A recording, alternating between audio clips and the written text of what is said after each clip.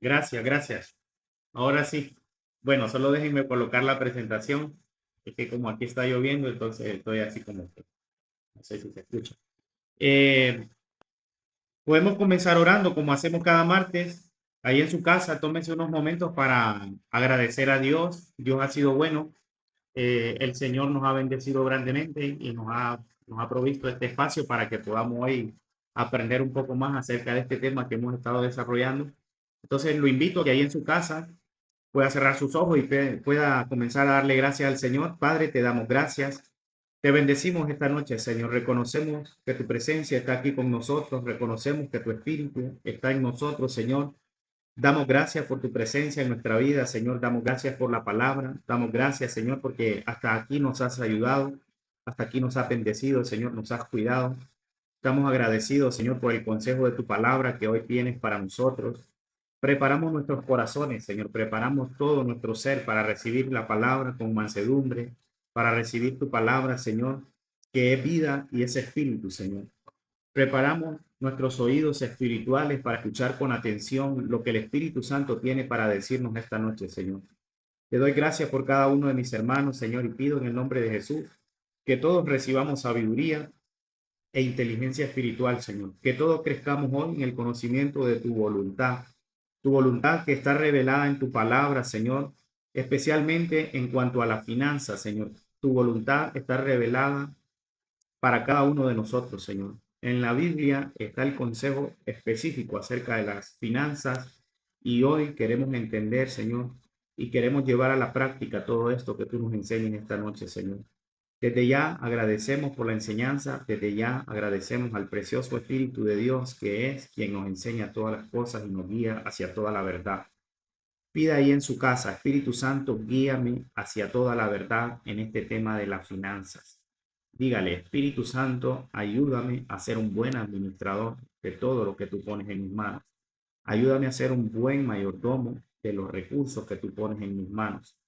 La palabra dice que si alguno tiene falta de sabiduría, pídasela a Dios y Dios le dará en abundancia y sin reproche. Pedimos sabiduría especialmente, Señor, para el área financiera. Pido sabiduría para toda la iglesia de Jesús mi roca y para mí mismo, Señor. Pido que tu gracia siga siendo derramada sobre todos nosotros, Señor, para que crezcamos en cuanto a este tema en especial, Señor, y que seamos capaces de ser buenos administradores y que seamos capaces de salir de deudas y tener paz financiera en el nombre de Jesús. Amén. Bien, entonces ahora sí, eh, vamos a continuar. Espero que todos me estén escuchando. Ya sabe que las últimas semanas estamos hablando acerca de este tema, ¿verdad? Cómo ser buenos administradores en el hogar. Hemos recorrido un camino que, que ha sido interesante. Mientras yo he estado estudiando todos estos temas, he descubierto que en muchos aspectos estaba debiendo para ser un buen administrador. Pero gracias al Señor por la palabra, gracias al Señor porque la enseñanza siempre nos llega a tiempo y solo quiero agradecer a Dios porque Él ha sido bueno y porque ha estado dándonos muchos consejos acerca de cómo manejar nuestras finanzas, ¿verdad? Especialmente en el hogar. Entonces, la última semana, las últimas 2 semanas, estuvimos viendo, perdón, 3 semanas tenemos ya, es decir, que tenemos casi 3 horas de estar hablando sobre este mismo tema. Y hoy vamos a hablar un poco más, por última vez. Hoy vamos a hacer un cierre sobre este tema y voy a dar algunas conclusiones finales acerca de esto. Eh, si alguno es nuevo, si alguno se conecta por primera vez y se pregunta por qué hablamos de dinero cuando hablamos del matrimonio y del hogar, y sobre todo por qué hablamos de esto en la iglesia, bueno, como estamos hablando acerca del matrimonio y cómo tener matrimonios sanos, relaciones sanas en nuestros hogares, pues vimos que la segunda causa de divorcios a nivel mundial, después de la infidelidad, el adulterio y la falta de compromiso, la segunda causa más grande a nivel mundial es el estrés financiero. Así que las finanzas mal administradas en un hogar son un gran enemigo que debemos vencer. Por eso estamos hablando de finanzas, por eso estamos hablando de cómo ser buenos administradores. Recuerde la palabra que leímos en Lucas 16. Jesús habló acerca de el mayordomo infiel. Y si alguien se pregunta, por si a alguno se le olvidó también, ¿de dónde nos sacamos eso de que hay que ser buenos administradores? Bueno, la palabra mayordomo, ahí en Lucas 16, en la parábola del mayordomo infiel, la palabra mayordomo en el griego, que es el lenguaje en el que está escrito originalmente el texto, la palabra mayordomo es oikonomos, de donde derivó la palabra economía. Y se dice de un oikónomo que es una persona que administra los bienes de su amo.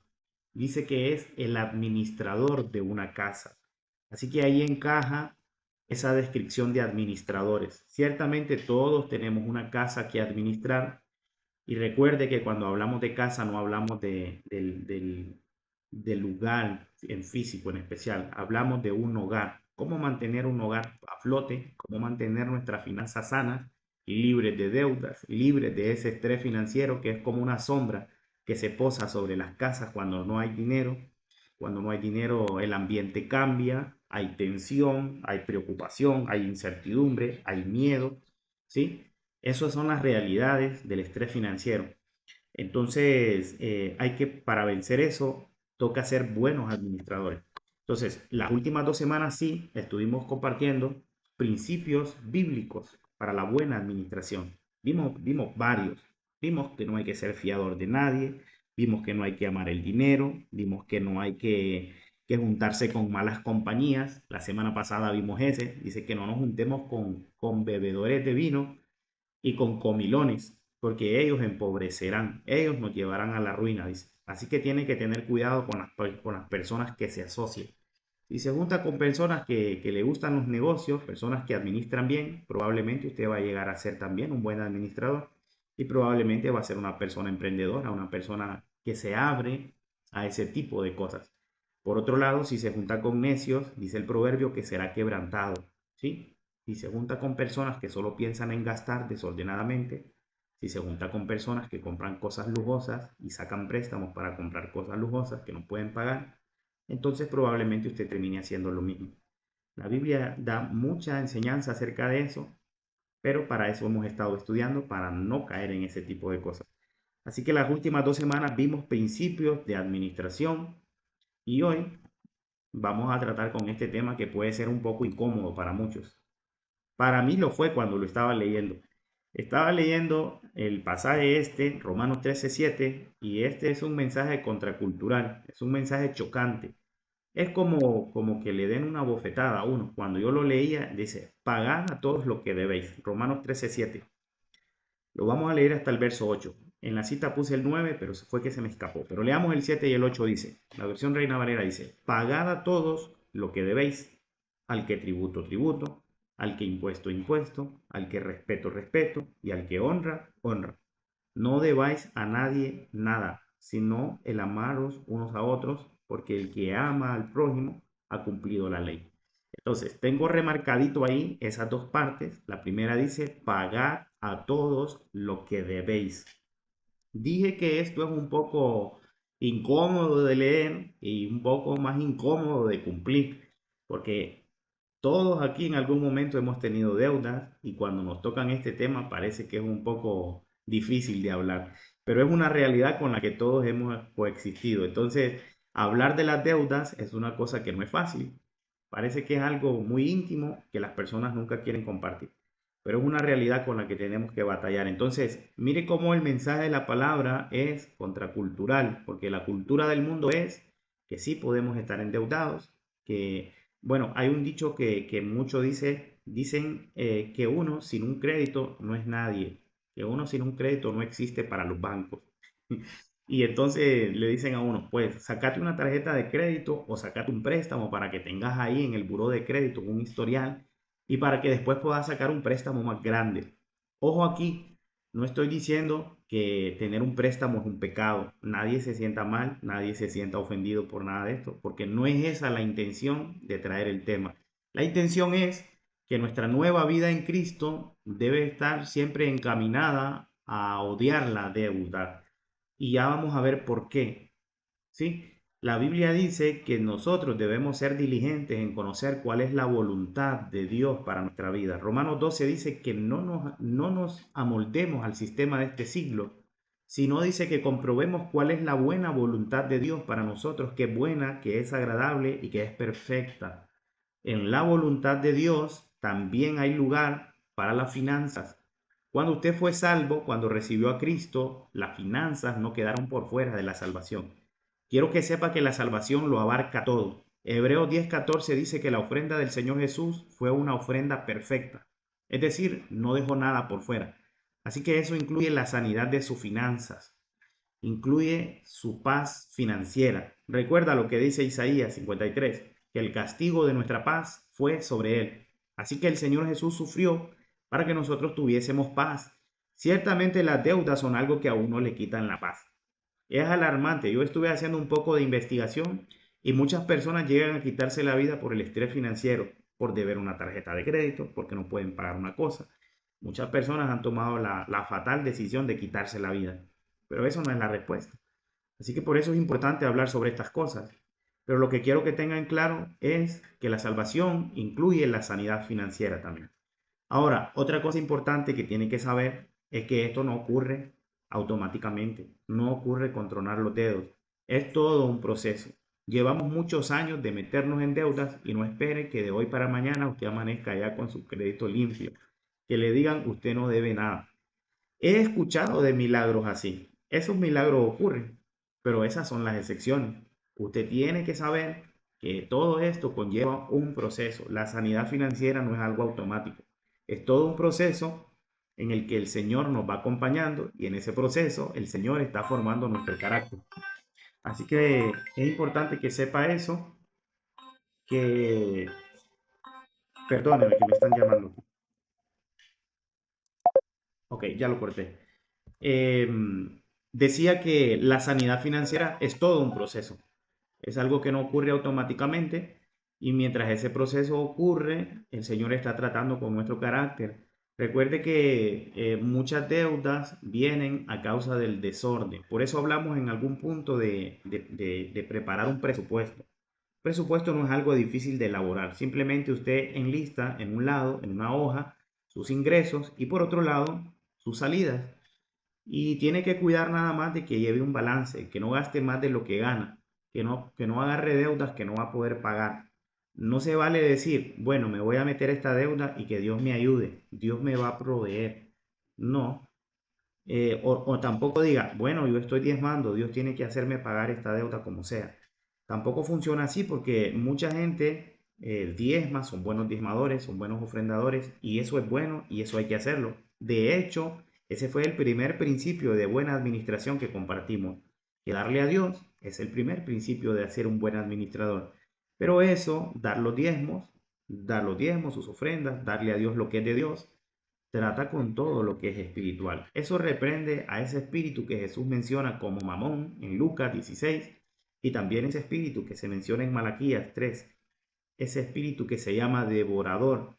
Cuando usted da a Dios lo que es de Dios, esto tiene su lugar en su vida financiera. En el área espiritual usted está cubierto. Pero ¿quién lo reprende a usted de no pasar la tarjeta de crédito cada vez que se le antoja algo nuevo?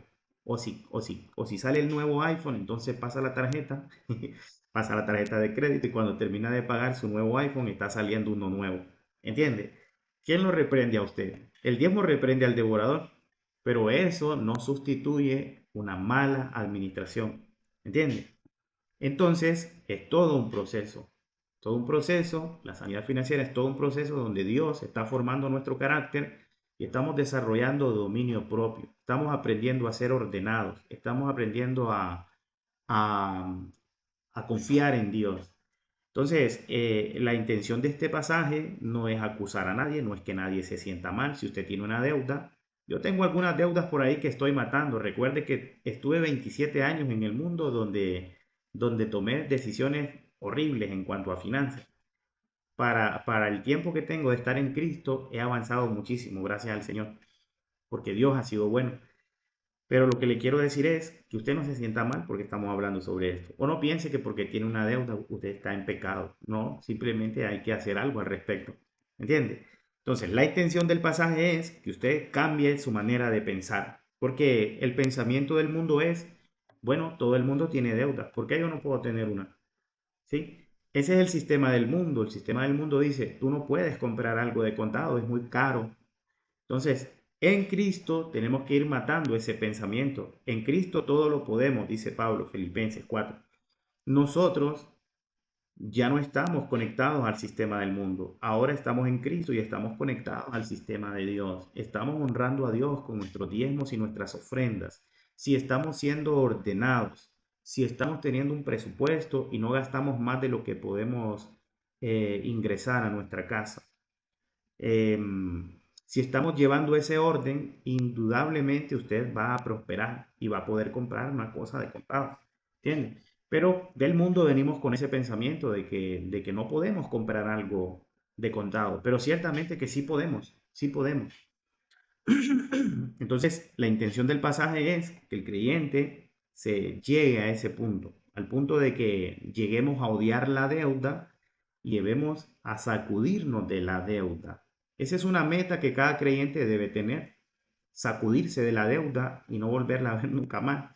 Es una meta a la que personalmente estoy avanzando, gracias a Dios, y espero que también ustedes, después de escuchar lo que tengo que decir hoy, si usted se puede preguntar, ¿y por qué Dios estaría tan interesado en que nosotros no tengamos deudas? ¿Por qué Dios dice ahí en Romanos 13:8 que no le debamos nada a nadie?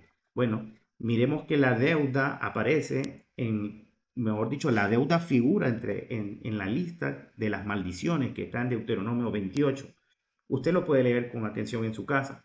Hay toda una lista bien detallada acerca de todas estas maldiciones que vienen por no obedecer la palabra de Dios. Pero especialmente el 28:43 dice, el extranjero que estará en medio de ti se elevará sobre ti muy alto y tú descenderás muy bajo. Esto es para el que no obedece la palabra de Dios. Verso 44, él te prestará a ti y tú no le prestarás a él. ¿Lo ves? La deuda está entonces entre la lista de las maldiciones.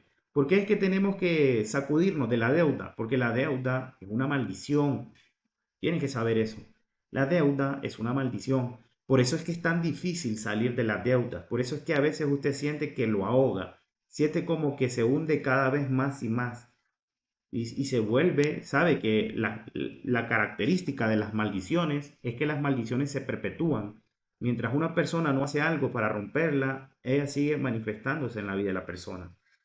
Y eso, ¿cómo se manifiesta eso? Bueno, es que eso se manifiesta en una mentalidad. La gente desarrolla una mentalidad de pobreza y desarrolla una mentalidad de que la deuda es algo normal.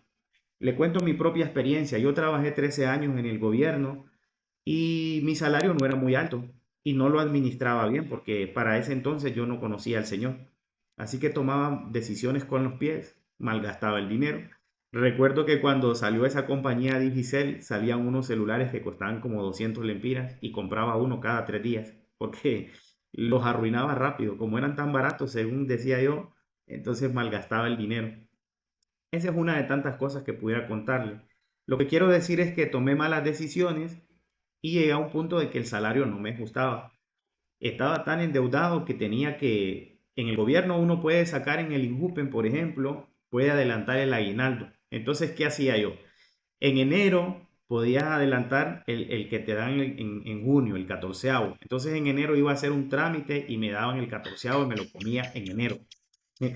Como en junio todos recibían y yo no tenía, entonces iba a sacar el de la Navidad. Y para la Navidad ya no tenía nada, entonces miraba que toda la gente iba a estrenar, comprar cosas y yo también quería dinero. Así que lo que hacía es que iba a sacar el adelanto del pago de mis vacaciones. Cuando usted trabaja en el gobierno y cumple cierta cantidad de años, le pagan un mes de salario. Entonces es como un aguinaldo más. Y así estuve por varios años porque ya me había acostumbrado a gastar el dinero por adelantado. Le digo todo esto, le comparto mi experiencia para que vea cómo la deuda va desarrollando una mentalidad en la vida de la persona. Para mí esto era algo normal. Para mí era normal que estaba gastando dinero adelantado. Ahora lo puedo ver. En aquel entonces no lo veía así, pero ahora sí lo veo claramente. Es toda una mentalidad y esa mentalidad lleva a la pobreza, que es un extremo mucho más grande, ¿sabe? Por eso es peligrosísimo hacerse amigo de las deudas, porque las deudas van a empobrecer. Las deudas lo van a llevar a la pobreza y es un nivel mucho más bajo todavía, porque la pobreza también es un estado mental en el que la persona cae. ¿Cuál es ese estado mental? Bueno, la persona dice, yo soy pobre, nací pobre, me moriré pobre, no soy capaz de hacer más que esto. O sea, la persona se degrada tanto mentalmente que se siente incapaz de hacer cosas grandes. ¿Sí? Ah, ese libro famoso de Robert Kiyosaki, el libro famoso Padre Rico, Padre Pobre, él cuenta la historia que tenía un padre rico y un padre pobre. Dice que a su padre pobre le pidió una bicicleta y su padre le dijo, no tengo dinero para comprarte una bicicleta, así que no puedes tener una bicicleta. Entonces él se decepcionó un poco y le preguntó a su padre rico también y le preguntó, quiero una bicicleta. Y su padre rico le dijo, bueno, ahora no tenemos el dinero para comprarte una bicicleta, pero tienes que averiguar cómo ganar dinero legítimamente para comprarte esa bicicleta. Lo ve, en esas dos frases hay todo un mundo de diferencia. Hay una persona que dice, no tenemos dinero y jamás vamos a tener dinero para comprar una bicicleta, porque somos pobres. ¿Entiendes? Una mentalidad. Mientras que otra persona dice, bueno, ahora no tenemos el dinero, pero podemos hacer cosas, podemos recortar gastos, podemos ahorrar, podemos hacer un emprendimiento, podemos hacer un negocio, yo qué sé. ¿Entiendes? Hay toda una mentalidad, hay toda una mentalidad. Y eso es lo que hace la diferencia entre una persona pobre y una persona rica. Por eso el proverbio dice que al rico y al pobre Dios lo hizo, dice. Ambos se encuentran, pero Dios los hizo ambos. Y no significa que Dios hizo a un pobre y a otro lo hizo rico. Simplemente a ambos les dio las mismas capacidades, pero las personas no manejan su vida de la misma manera. ¿Entiendes? Unos son trabajadores y otros son perezosos. Unos tienen una mentalidad de pobreza y otros tienen una mentalidad de prosperidad. Por eso es que usted nunca debe acomodarse. Usted ve en las redes sociales personas que critican la prosperidad. Eso no es de Dios. Eso no es de Dios, porque Dios nunca quiere que las personas vivan en miseria. Se da cuenta que la pobreza, la deuda, es parte de la maldición. Si usted sigue examinando el pasaje de Deuteronomio 28, se va a encontrar que dice que quien no obedezca al Señor tendrá escasez de todas las cosas. Eso es pobreza. Eso está en la lista de las maldiciones. Así que la intención de esta enseñanza de hoy es que cambiemos la manera de pensar y que miremos la deuda como lo que realmente es. Es una maldición. Es una maldición que esclaviza, ¿sí? Lo ve, Deuteronomio 28 dice, Él te prestará a ti y tú no le prestarás a Él. Él será por cabeza y tú serás por cola. Mire qué triste eso. Proverbio 27:7 dice, 22:7, perdón. Los ricos son los amos de los pobres, los deudores son esclavos de sus acreedores. ¿Se da cuenta cómo se manifiesta esa maldición? Bueno, se manifiesta de esa forma, que dice que los que son ricos se enseñorean, dice la Reina Valera, de los pobres, los dominan, los gobiernan, ¿sí? Son amos de los pobres. Los deudores son esclavos de sus acreedores. Eso es lo que Dios quiere evitarle a la persona, que la persona no se vuelva un esclavo. ¿Entiende? Le dije antes que la salvación incluye la liberación total de toda su vida, incluyendo su vida financiera. Dios quiere que tú seas libre, que no seas esclavo de un banco, que no tengas que pagar un préstamo por 30, 40 años. Sí, porque los bancos son... Y con esto, mire, también quiero decirle otra cosa, no la agarre contra los ricos, ¿va? No diga, esos ricos que no vayan al cielo, porque tampoco se trata de eso.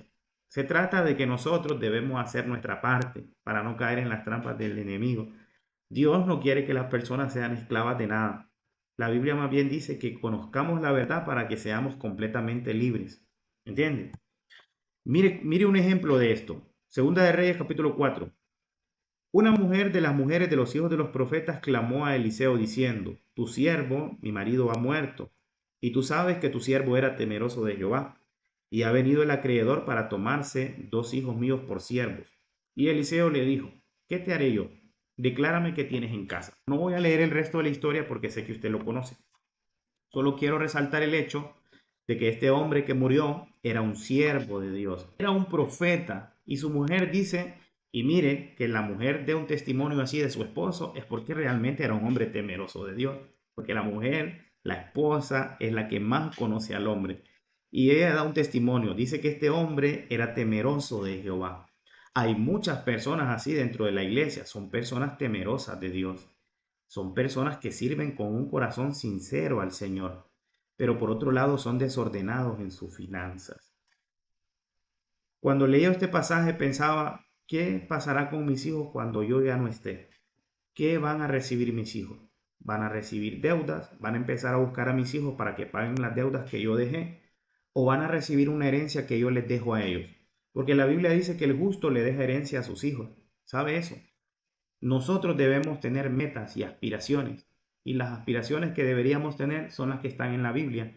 Dice que los padres deberíamos dejar una herencia a nuestros hijos. ¿Y cuál es la mejor herencia? Y no diga esto que la gente siempre dice, aunque eso es algo bueno, ¿verdad? La gente dice, la mejor herencia que dejaría a mi hijo es su educación. Creo que esa es una buena parte de la herencia. Eso es muy bueno. Pero, pero también tiene que ver con algo físico. Fíjese que Dios se identifica como un padre. En la Biblia, Dios se identifica como un padre. Y la herencia que Dios siempre da a sus hijos es la tierra. ¿Qué le dio Dios a Abraham por herencia? La tierra. Y a Jacob, la tierra. Y a Isaac, la tierra. ¿Y qué dice Mateo 5 en el Sermón del Monte? Jesús dice que los mansos recibirán la tierra por heredad. Se da cuenta que la Biblia nos da consejos en cuanto a la finanza. ¿Cuál sería una buena herencia? Bueno, un patrimonio que usted aspire a dejar un terrenito a sus hijos. Diga, voy a comprar un pedacito de tierra para que mis hijos tengan donde hacer una casa. ¿Entiende? La tierra nunca pierde valor, por el contrario, sube de precio. Así que son buenas inversiones. ¿Entiende? Pero este hombre era un hombre temeroso de Dios, pero al parecer no tenía en orden sus finanzas. Así que nosotros deberíamos tener cuidado porque tiene que saber que nuestras acciones también van a repercutir en nuestros hijos. Si somos buenos administradores, que odiamos la deuda, que entendemos que eso es una maldición y que debemos procurar soltarnos de ella, entonces vamos a dejar una herencia a nuestros hijos.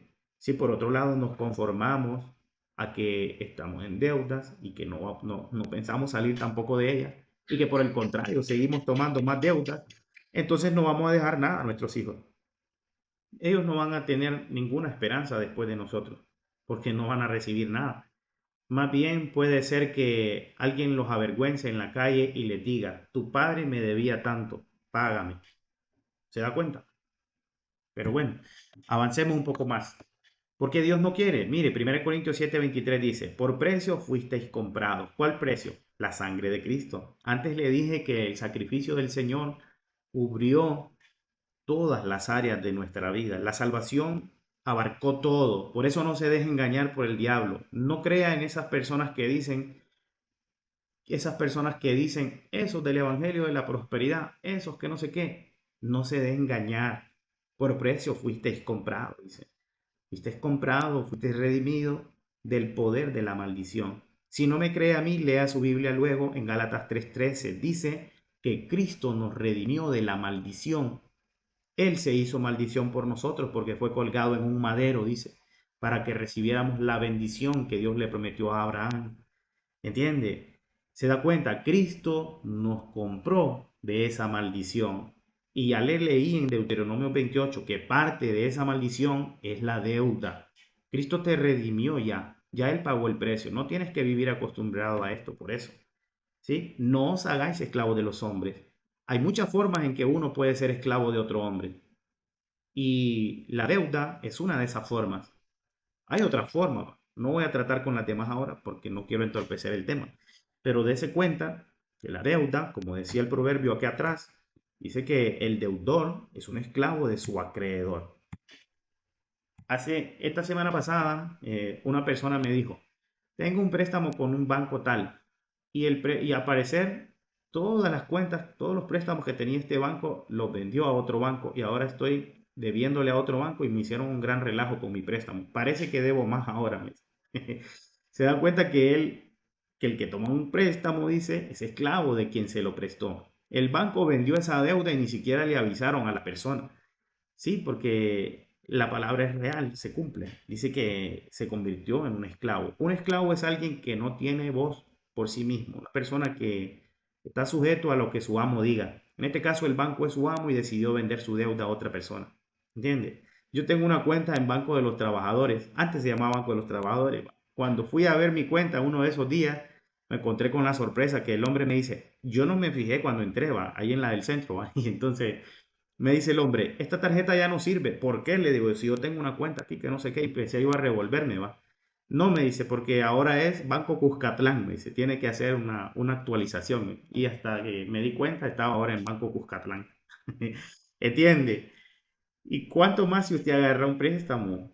Los bancos son cosas serias. Si usted agarra un préstamo, a veces ahí le hacen unas cuentas raras y usted no sabe cómo defenderse, porque así como, como leímos la encuesta de la vez pasada, ¿verdad?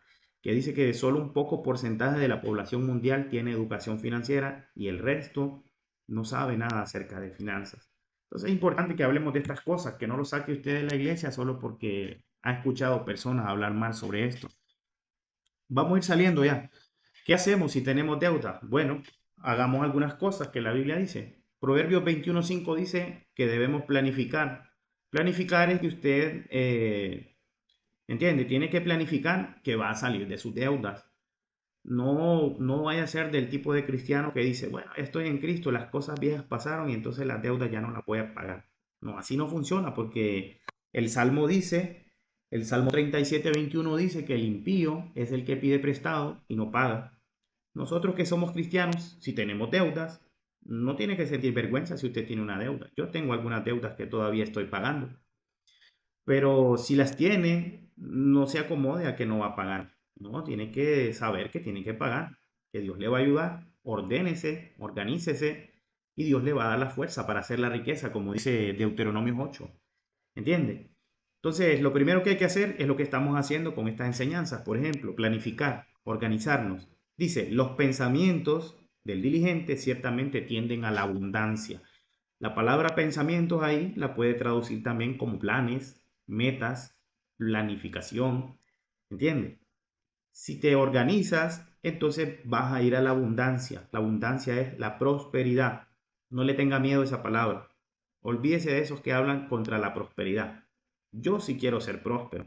Espero que usted también. Ya me va a contar cuando terminemos. Entonces, los pensamientos del diligente ciertamente tienden a la abundancia, mas todo el que se apresura alocadamente, de cierto, va a la pobreza. ¿Se da cuenta? Es una locura vivir sin organizar sus finanzas.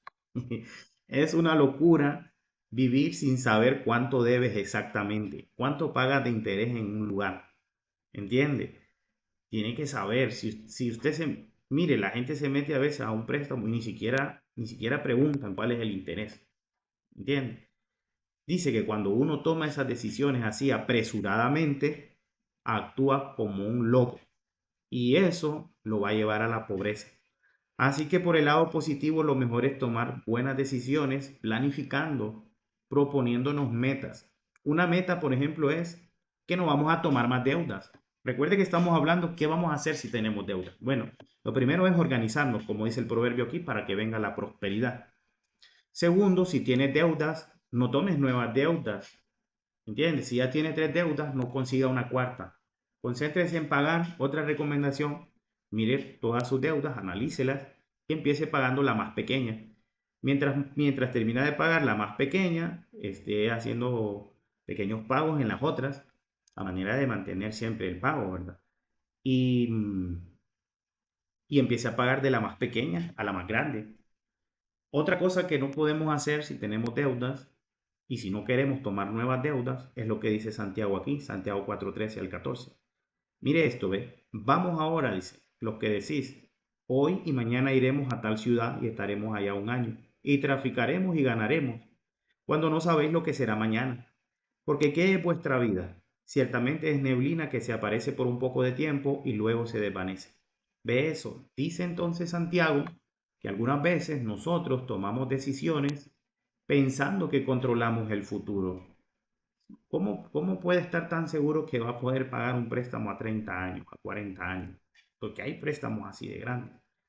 ¿Cómo puede decir usted a veces, a mí me pasó eso en el pasado? Yo decía antes, bueno, voy a agarrar esta deuda y voy a ganarme tanto dinero el próximo mes, decía él. Y resultaba que cuando venía el dichoso mes, no ganaba ni siquiera lo que necesitaba para comer. Santiago dice que tomamos decisiones presuntuosamente. con arrogancia, pensando que tenemos el control de lo que va a ocurrir en el futuro. Así que tiene que considerar que su vida es como la niebla, dice, que aparece por un poco de tiempo, pero puede ser que se desvanezcan todos sus planes en un abrir y cerrar de ojos. Entonces, hay que ser sabios, hay que confiar en el Señor y como dijo el Señor Jesús, cada día tiene su propio mal. Y no quiero que nadie me vaya a malinterpretar y vayan a pensar que estoy diciendo, porque alguien pudiera decir, o sea que no vamos a, porque vaya, yo batallé con ese pensamiento, ¿va? Yo decía, ¿cómo podemos comprar una cosa si no nos metemos a una deuda? Es que no tenemos los recursos, no tenemos capacidad para comprar una cosa. ¿Y sabe por qué no tiene la gente capacidad para comprar algo? Precisamente porque está endeudado. Porque la deuda te resta poder de adquisición. Sí, porque cuando te pagan, tu dinero ya tiene dueño, así que ya no puedes comprar lo que querías. ¿Entiendes? Se vuelve como un círculo vicioso, entonces, precisamente por eso. Pero si nos ordenamos, si damos a Dios lo que es de Dios y ponemos orden en nuestras finanzas, vamos a ir a la abundancia, como dice hoy el proverbio atrás. Y no tomemos decisiones así apresuradas, como también decía el proverbio. No hay que apresurarse. Hay que ser sobrio a la hora de comprar. Hay que ser, en eso sí debe ser calculador, ¿entiendes? Gracias a Dios que mi esposa en esa parte me ayuda bastante y me ha enseñado a comprar, porque yo compro, pero antes compraba lo que agarraba primero, ahora ya me dice, como desde que ella me empezó a decir, ¿cuánto le costó eso que trajo ahí? Tanto, le decía, ¿por qué no fue a otro lado? Que está muy caro, que no sé qué. Y yo para no escuchar ese reclamo, entonces ahora le pregunto, ¿dónde puedo ir a comprar? ¿Entiende? Porque el proverbio dice que hay que tomar las decisiones con calma. ¿Sí? No se vaya a ir al otro extremo y volverse un tacaño, tampoco hablamos de eso, hablamos de un balance. Entonces, avancemos un poco más para ir saliendo. Otra recomendación que hay aquí en Génesis 41:34. Ya sabe también esta historia. José interpretó el sueño de Faraón y dijo que habrían 7 años de abundancia y 7 años de escasez. Y aquí da el consejo que no solamente aseguró la supervivencia del pueblo egipcio, sino que también se tradujo en la sobrevivencia también de los israelitas, porque hubo una gran hambre sobre la tierra. Así que este consejo está probado y comprobado. Miremos qué dice, verso 34. Haga esto Faraón y ponga gobernadores sobre el país y quinte la tierra de Egipto en los 7 años de abundancia y junten toda la provisión de estos buenos años que vienen y recojan el trigo bajo la mano de Faraón para mantenimiento de las ciudades y guárdenlo. Y esté aquella provisión en depósito para el país para los 7 años de hambre que habrán en la tierra de Egipto y el país no perecerá de hambre. Entonces, ¿qué aconsejó Faraón inspirado por el Espíritu? Perdón, ¿qué aconsejó José inspirado por el Espíritu Santo? Aconsejó que en esos buenos años quintaran la tierra. Usted puede hacer eso también. Note bien que usted puede apartar, dice, una quinta parte de su ingreso y guardarlo como una reserva para que cuando tenga una emergencia o necesite comprar algo, entonces no tengas que pasar la tarjeta de crédito porque vas a tener una reserva por ahí. O si vienen días malos, ¿sí? Entonces tendrá ahí una reserva para que no te agarre desprevenido. Y alguien puede decir, gano bien poquito, no creo que me alcance. Quiero que preste atención al texto. Dice que este consejo se iba a aplicar cuando vinieran estos buenos años. Tienes que reconocer las temporadas, si te está yendo bien en tu negocio, si te cayó un dinero extra, si tuviste un buen mes, entonces puedes guardar una quinta parte de eso. Y si alguien pregunta, ¿y cuánto es una quinta parte? Bueno, eh, para que tenga una idea, la quinta parte de 100 son 20, para que tenga una idea. Ahora es bien sencillo, usted puede agarrar un celular, una calculadora, como quiera. E incluso lo puede escribir en Google y puede preguntar, ¿cuánto es la quinta parte de tanto? Y lo puede poner en una reserva. Esa es una forma. Entonces, dice que todo eso que cayó en esos buenos años, guardaron para los años de flaqueza. Entonces, es algo que podemos hacer. Ya le digo, si te está yendo bien, si tienes una temporada donde dices, bueno, me está ingresando más dinero que en otras ocasiones. Entonces es un buen momento para aplicar este consejo. Y así usted tiene una reserva. Ah, creo que ahí nos vamos a parar. Ahí nos vamos a parar para que también participen y que me digan sus opiniones acerca de la deuda, sus experiencias si quieren. No tengan miedo, hablen en confianza, que aquí están con un deudor experimentado. Ya estoy saliendo, gracias a Dios. Pastor, aquí lo paso. Con un deudor experimentado. Así es. No, excelente la enseñanza, clara, clarísima. Yo no